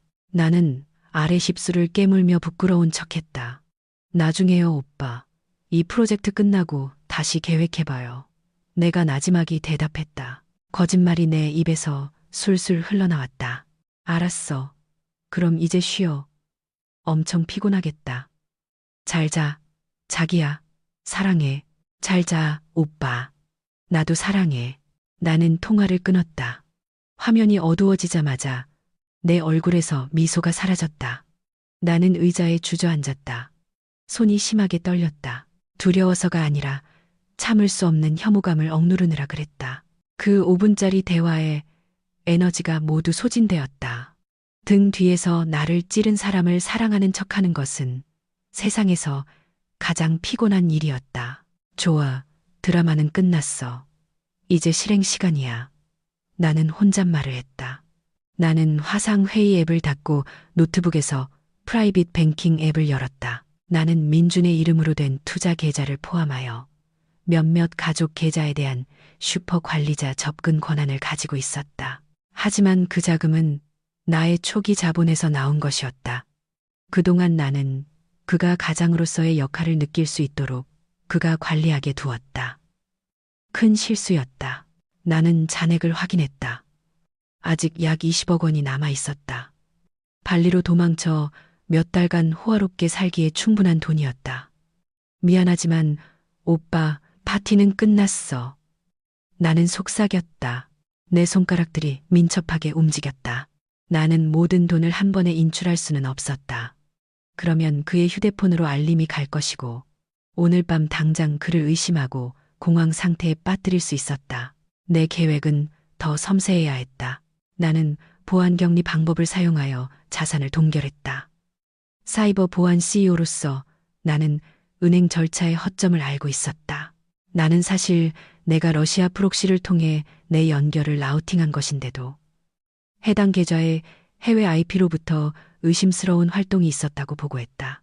민감한 은행 보안 시스템은 즉시 반응했다. 계좌 상태가 일시 동결로 변경되었다. 지점 방문을 통한 인증 필요. 이 상태에서는 민준이 현금을 인출할 수도 이체할 수도 없으며 사용하려고 하면 신용카드가 거절될 것이다. 그는 아마 내일 아침 거래를 시도할 때나 혹은 은행에서 내일 그에게 전화할 때쯤 알아차릴 것이다. 하지만 내일 그는 어머니 집 매매 계약 서명을 준비하느라 너무 바쁠 것이다. 만약 그가 계좌가 동결된 것을 알아차린다면 그는 그것을 나중에 처리할 수 있는 단순한 기술적인 문제라고 생각할 것이다. 집을 판 현금을 손에 쥔 후에는 그는 신선한 현금을 얻기 위해 어머니 집 거래를 서둘러 마무리해야 한다는 압박을 더욱 느낄 것이다. 이것은 심리적인 함정이었다. 그의 현재 돈줄을 막음으로써 나는 그가 집 매매로 얻을 돈에 더욱 집착하게 만들었다. 그는 그 법무사 사무실에 가는 것 외에는 다른 선택지가 없을 것이다. 나는 유라의 개인 계좌로 넘어갔다. 아까 우리가 만났을 때 내가 몰래 그녀의 휴대폰에서 빼낸 데이터 덕분에 가방에 숨겨둔 작은 와이파이 핀 플레이를 이용한 작은 속임수였다. 나는 그녀의 움직임을 감시할 수 있었다. 아직 이상한 움직임은 없었다. 내 위협이 효과가 있었던 것 같다. 유라는 겁을 먹고 있었다. 휴대폰이 진동했다. 지원에게서 온 메시지였다. 가짜 법무사 박성진, 역시나 베테랑이었어. 3년 전에 토지 사기 사건으로 자격 박탈됐더라고. 우리가 압박하면 협조할 거야. 우리 팀이 아까 걔네 집에 인사 다녀왔거든. 내일 민준이 왔을 때 시간 끌어주기로 동의했어. 경찰이 덮칠 시간 벌어주려고 나는 재빨리 답장했다. 완벽해. 민준 계좌는 내가 보안 침해 이유로 동결시켰어. 내일 필사적이 될 거야. 지원은 큰 엄지척 스티커로 답장했다. 잘했어. 강 대표. 푹 자. 내일 서커스 구경이나 하자고. 나는 노트북을 닫았다. 죽은 검은 화면에 비친 내 모습을 바라보았다. 내 얼굴은 피곤해 보였지만 눈은 불타고 있었다. 오늘 밤 나는 낯선 호텔방에서 남편의 포옹도 내 집의 안락함도 없이 혼자 잤다. 하지만 지난 며칠 만에 처음으로 나는 평온함을 느꼈다. 내가 통제권을 되찾았다. 창밖의 비는 완전히 그쳤다. 서울의 하늘은 여전히 어두웠지만 나는 곧 새벽이 밝아올 것을 알고 있었다. 어머니에게, 아버지에게, 그리고 나 자신에게 정의를 가져다 줄 새벽. 내일은 처형의 날이다. 종로의 그 낡은 법무사 사무실에서 민준의 연극은 끝날 것이고 나의 복수극은 절정에 달할 것이다. 나는 침대에 누워 이불을 가슴까지 끌어당겼다. 나는 눈을 감았다. 내일 법무사 사무실 문이 부서지며 열릴 때의 민준의 얼굴을 상상했다. 그 상상은 나의 가장 달콤한 자장가가 되었다. 그날 정오, 종로의 햇살은 맹렬했다. 마치 낡은 건물들 뒤에 숨겨진 죄악들을 태워버리려는 듯했다. 아늑한 평창동이나 화려한 강남과는 달리 이 법무사 사무실이 위치한 관철동 일대는 더 혼잡하고 먼지투성이었으며 버스와 오토바이 경적 소리로 시끄러웠다. 공기는 끈적거렸다. 어젯밤 남은 비의 습기와 짙은 배기가스가 뒤섞인 탓이었다. 나는 낡은 흰색 페인트가 벗겨진 2층짜리 상가 건물에서 약 50m 떨어진 곳에 주차된 짙게 선팅된 검은색 승합차 안에 앉아 있었다. 내 옆에서는 지원이 숨겨진 카메라와 연결된 태블릿 화면을 주시하고 있었다. 카메라는 유라의 핸드백 안에 있었다. 오늘을 위해 특별히 준비한 명품 짝퉁 가방이었는데 렌즈가 장식 단추 구멍을 통해 엿보고 있었다. 앞좌석에는 서울지방경찰청 지능범죄수사대 소속 형사 2명이 대기하고 있었다. 그들의 총은 재킷 안에 잘 숨겨져 있었다. 타겟 들어갔어. 지원이 속삭였다. 그녀의 눈은 화면에서 떼어지지 않았다. 나는 몸을 기울여 태블릿 화면을 들여다보았다. 화면이 살짝 흔들리다가 마침내 안정되며 비좁은 법무사 사무실 내부를 비췄다. 책상 위에는 서류 더미가 산더미처럼 쌓여 있었고 구석에서는 낡은 선풍기가 게으르게 돌아가고 있었다. 그곳에 내 남편 민준이 앉아 있었다. 그는 깔끔한 긴팔 와이셔츠를 입고 있었다. 머리는 포마드를 발라 단정하게 빗어 넘겼다. 그는 위험 있어 보였다. 꼭 그가 어머니 앞에서 연기했던 이상적인 사위의 모습 그대로였다. 하지만 그의 본색을 아는 나는 그의 몸짓에서 불안함을 읽을 수 있었다. 그는 몇 번이고 휴대폰을 확인했다. 아마도 어젯밤 내가 동결시킨 계좌 때문에 아직도 은행 콜센터에 연락을 시도하고 있는 모양이었다. 그의 얼굴은 살짝 번들거렸는데 실내 에어컨이 시원하지 않아서인지 아니면 식은땀 때문인지 알 수 없었다. 그의 옆에는 유라가 앉아 있었다. 그녀는 자신의 역할을 꽤 잘 해내고 있었다.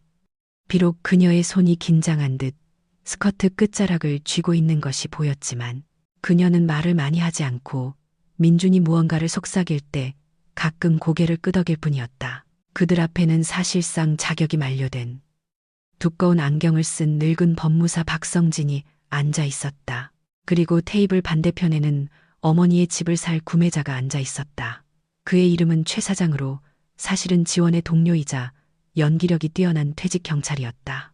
그래서 어떻게 됐습니까? 등기 권리증 원본은 있습니까?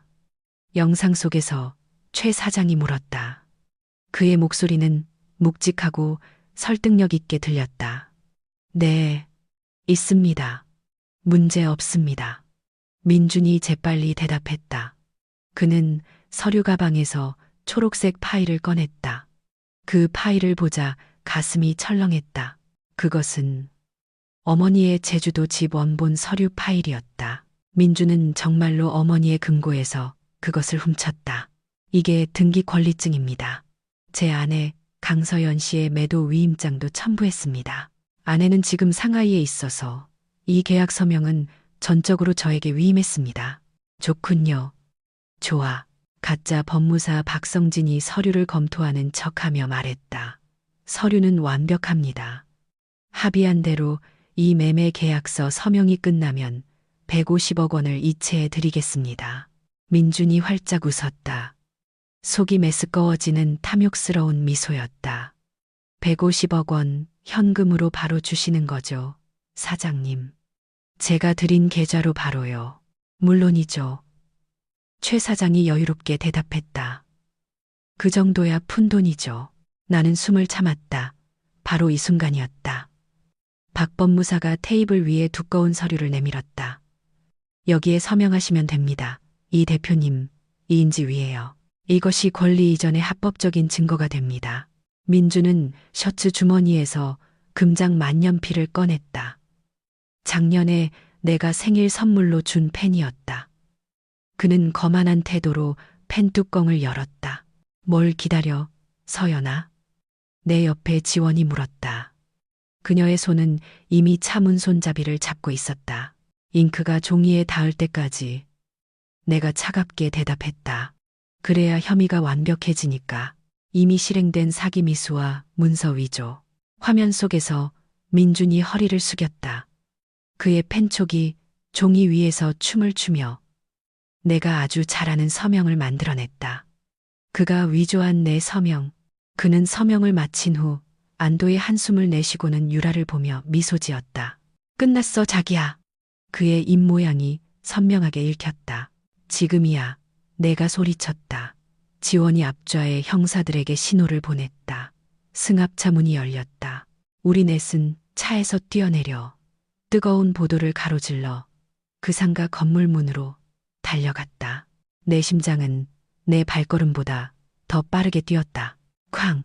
형사 중 한 명이 잠기지 않은 법무사 사무실 문을 벽에 부딪힐 정도로 세게 걷어찼다. 그 충격음은 방 안의 모든 사람들을 깜짝 놀라게 했다. 민주는 펜을 떨어뜨리기까지 했다. 움직이지 마. 경찰이다. 앞장선 형사가 외쳤다. 민준의 얼굴은 새하얗게 질렸다. 그는 반사적으로 일어섰고 작은 공간을 가득 채운 경찰 제복을 보고 눈을 동그랗게 떴다. 이게 무슨 일입니까, 경관님?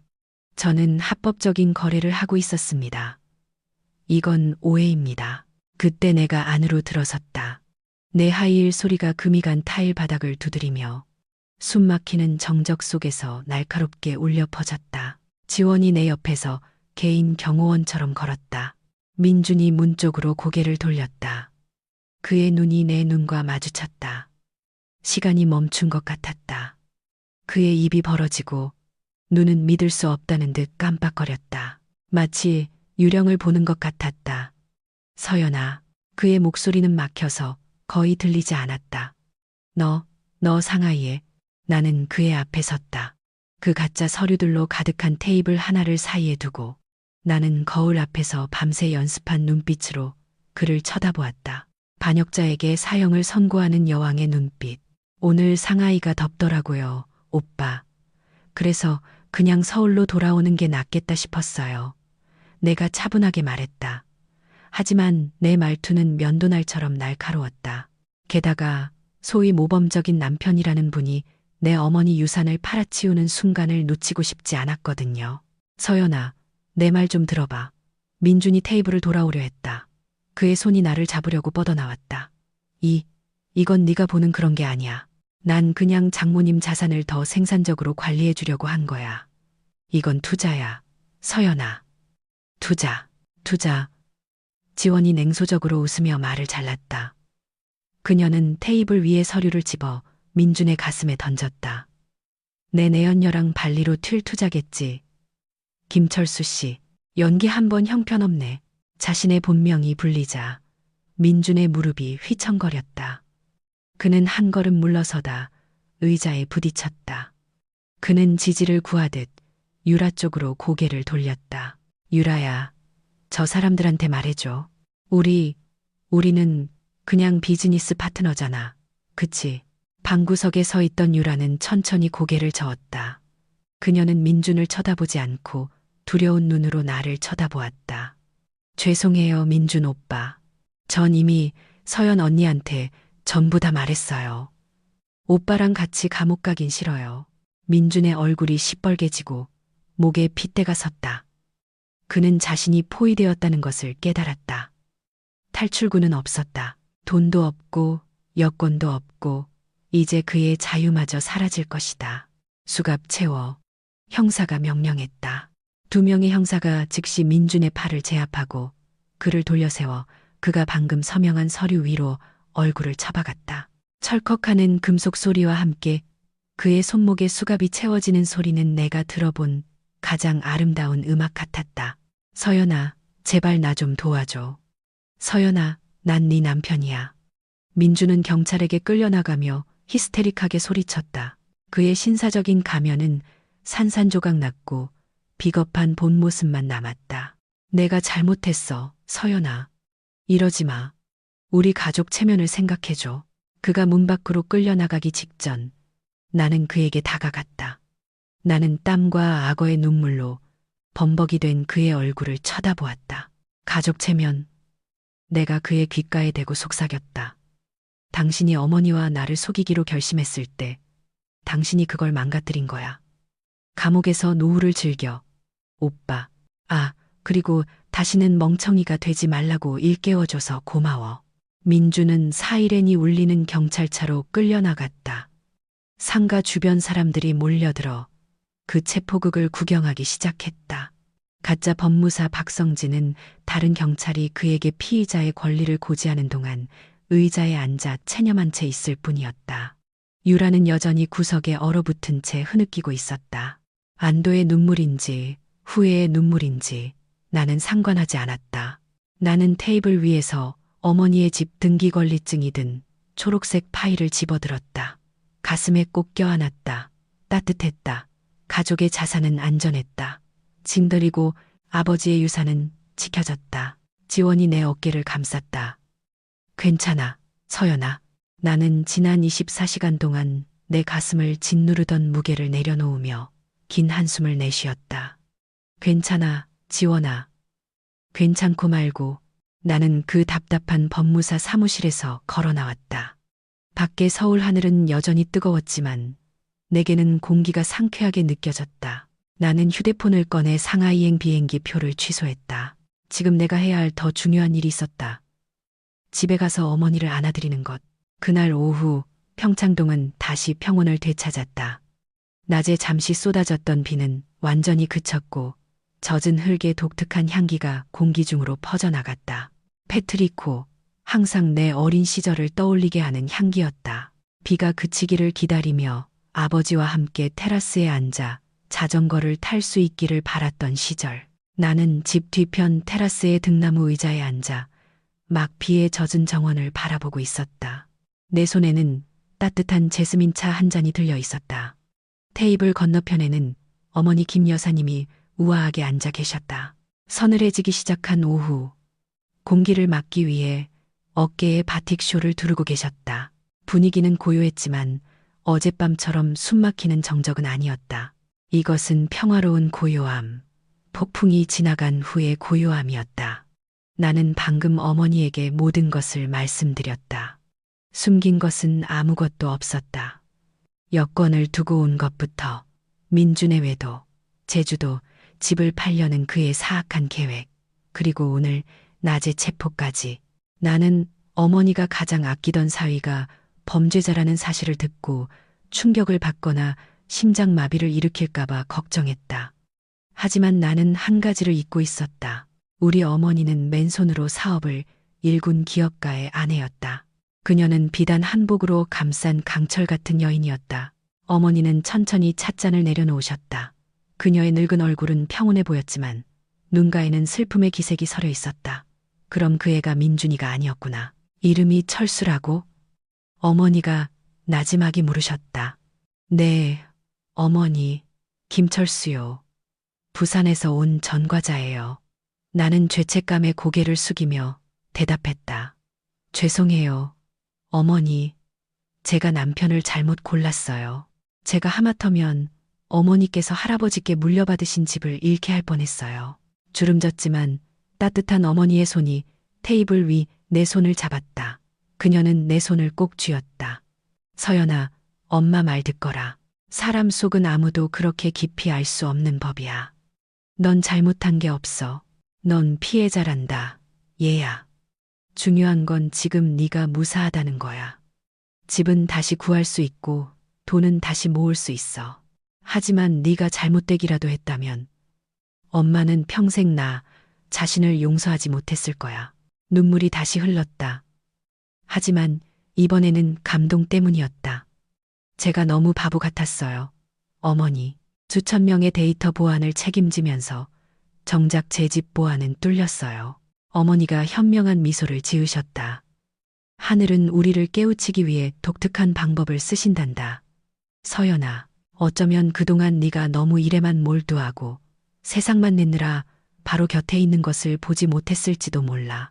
그 두고 온 여권, 그건 우연이 아니야. 그건 하늘이 너를 톡 치시며 집에 돌아가 보라고 하신 거란다. 나는 고개를 끄덕였다.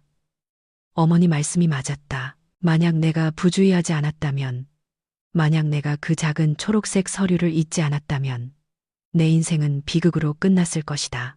아마 1년 후 나는 파산하고 이혼당하고 홀로 남겨진 채 민주는 해외에서 호화롭게 살고 있었을 것이다. 경찰 말로는 증거가 완벽해서 법적 절차가 빠르게 진행될 거래요. 나는 너무 감정적으로 되지 않기 위해 기술적인 이야기로 화제를 돌리려 했다. 지원이 판결까지 사건을 맡을 거예요. 그 여자, 유라도 조사를 받겠지만 우리를 도왔으니 형량은 가벼워질 거래요. 법대로 처리하게 둬라. 어머니가 단호하게 말씀하셨다. 이 집에서 다시는 그 남자 이름 듣고 싶지 않구나. 내일 당장 사람 불러서 집 열쇠 전부 다 바꾸거라. 저 방도 청소하고 침대도 바꾸고 페인트 칠도 다시 하고 부정적인 기운은 싹 다 버려야 해. 네 어머니, 우리는 다시 조용히 남은 오후를 즐겼다. 참새들이 다시 지저귀기 시작하며 망고나무 가지 위를 폴짝폴짝 뛰어다녔다. 그럼 너는 어쩔 거니? 어머니가 갑자기 물으셨다. 내 회사, 내 마음은. 나는 긴 숨을 들이마시며 제스민 차 향기와 젖은 흙내음을 깊이 들이마셨다. 회사는 괜찮아요. 어머니, 내일도 사무실에 나가야 해요. 처리할 일이 많아요. 마음은. 나는 옅게 미소 지었다. 치유되려면 시간이 걸리겠지만 속이 시원해요. 마치 모르고 있던 만성질환에서 막 회복된 기분이에요. 수술할 땐 아팠지만 종양을 제거하고 나니 몸이 가뿐해진 것 같아요. 잘 됐다. 어머니가 말씀하셨다. 넌 네 아버지 딸이야. 넌 강해. 나는 의자에서 일어섰다. 어머니, 저 잠시 위에 좀 다녀올게요. 그 여권 좀 가져오려고요. 어제부터 계속 협탁 위에 그대로 있었어요. 어머니가 고개를 끄덕이셨다. 나는 집 안으로 들어가. 어제는 그토록 무섭게 느껴졌던 대리석 계단을 올랐다. 이제 이 집은 다시 내 것처럼 느껴졌다. 더 이상 사악한 웃음소리도 배신의 그림자도 없었다. 나는 안방으로 들어갔다. 방은 오늘 낮 경찰이 추가 증거를 찾기 위해 수색한 흔적으로 어수선했다. 하지만 나는 상관하지 않았다. 내 눈은 침대 옆 협탁에 고정되었다. 그곳에 내 초록색 여권이 놓여 있었다. 비즈니스 잡지 더미 위. 바로 그 자리에 나는 천천히 그것을 집어들었다. 이 작은 물건은 단지 도장이 찍힌 종이 몇 장이 든 얇은 책자에 불과했다. 하지만 이 물건은 마법적인 힘을 가지고 있었다. 이것이 남겨졌기 때문에 이것은 내 미래를 구했다. 이것은 그동안 내 눈을 가리고 있던 거짓의 장막을 걷어주었다. 나는 얇은 먼지가 앉은 여권 표지를 쓸었다. 고마워. 나는 그 여권에 나지막이 속삭였다. 나는 그것을 바지 주머니에 넣었다. 다시는 함부로 두지 않을 것이다. 단지 여행 서류로서의 기능 때문만이 아니라 인생에서 때로는 안전하게 앞으로 나아가기 위해 잠시 뒤처지거나 돌아와야 한다는 것을 영원히 상기시켜주는 물건으로서 나는 침실 창가로 걸어가 커튼을 활짝 열었다. 황금빛 오후 햇살이 방 안으로 쏟아져 들어오며 어둠의 잔재를 몰아냈다. 아래 앞마당에서 지원의 차가 막 들어오는 것이 보였다. 내 친구는 차창 밖으로 손을 흔들며 우리의 작은 승리를 축하하기 위해 어머니가 가장 좋아하는 호떡 한 상자를 들고 왔다. 나는 환하게 미소 지었다. 민준 혹은 김철수는 이제 과거가 되었다. 그는 이제 내가 단단히 닫아버린 내 인생이라는 책의 어두운 한 장에 불과했다. 내일은 새로운 장이다. 나는 강서연, 사이버 보안 회사의 CEO, 김 여사님의 자랑스러운 딸. 그리고 이제 자신의 두 발로 굳건히 선 여자다. 비는 완전히 그쳤다. 평창동 위하늘은 주황빛으로 물들기 시작했다. 밝은 내일을 약속하며 나는 그 내일을 맞이할 준비가 되어 있었다.